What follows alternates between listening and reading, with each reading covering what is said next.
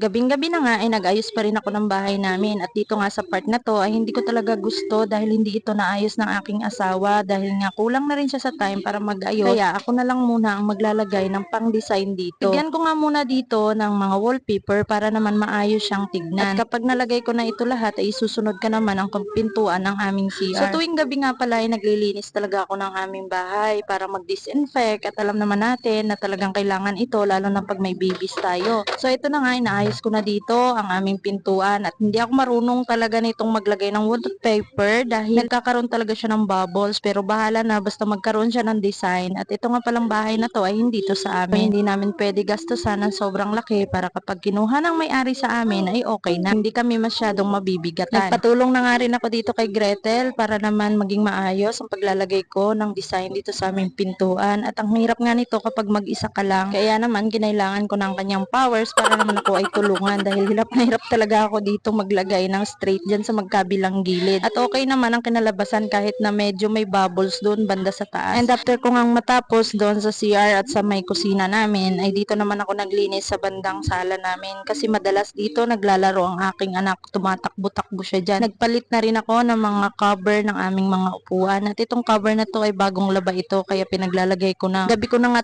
trabaho ang mga to dahil sa araw ay hindi ko magawa-gawa dahil yung anak ko laging nakasunod sa akin. Kaya naman sa gabi ako bumaba na at magtrabaho at maglinis ng aming bahay para kinabukasan kapag gising na siya ay nakakapaglaro na lang siya ng maayos at hindi na ganun kadumi ang aming bahay. So naghugas na naman ako dito at tatapusin ko na lang to at matutulog na ako. Thank you sa panonood!